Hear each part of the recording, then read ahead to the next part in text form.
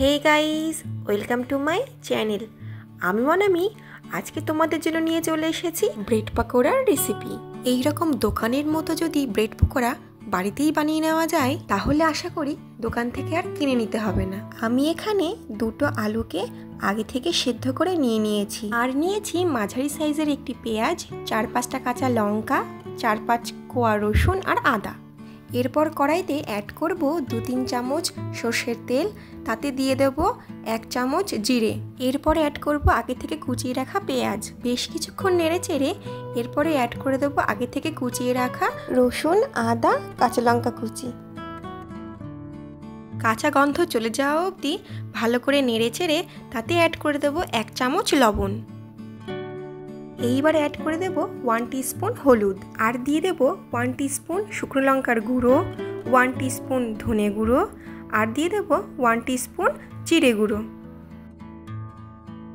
বেশ কিছুক্ষণ ভালো করে মশলাটা নেড়ে চেড়ে দিয়ে দেব আগে থেকে সিদ্ধ করা আলু।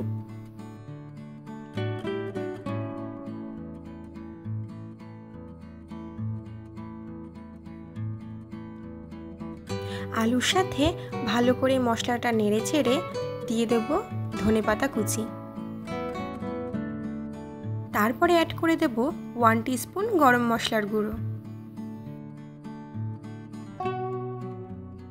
এইবার পুরটাকে একটি পাত্রে তুলে নিয়ে রেখে দেব ঠান্ডা হওয়ার জন্য। ব্যাটার তৈরির জন্য বেসনে দিয়ে দেব 1/2 টিস্পুন জোয়ান, 1/2 টিস্পুন কালো জিরে, একটু বেকিং সোডা, সামান্য হলুদ, সামান্য শুকনো লঙ্কার গুঁড়ো, স্বাদ মতো লবণ। এইবার ব্রেডটাকে মাঝখান থেকে কেটে নিতে হবে। এইবার সামান্য জল ব্রেডের গায়ে লাগিয়ে নেব, যাতে পুরটি ব্রেডের গায়ে ভালোভাবে লেগে থাকে।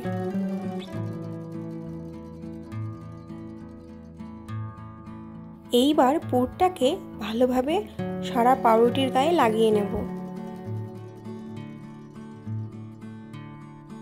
তারপর আরেকটি পাউরুটি দিয়ে তার উপর চাপ দিয়ে লাগিয়ে দেব। এইবার পাউরুটিটাকে বেসনের ব্যাটারের মধ্যে ভালো করে মাখিয়ে নিয়ে তেলের মধ্যে দিয়ে দেব।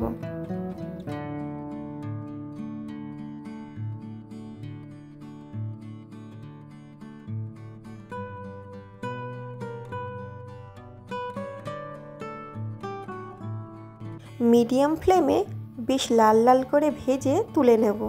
ব্যাস তৈরি আমাদের মুচমুচে ব্রেড পকোড়া। তাহলে আপনারাও বাড়িতে এরকম ব্রেড পকোড়া বানিয়ে সন্ধ্যের আড্ডা জমিয়ে ফেলুন। আমার এই ভিডিওটি যদি ভালো লাগে অবশ্যই লাইক করবেন। বাই।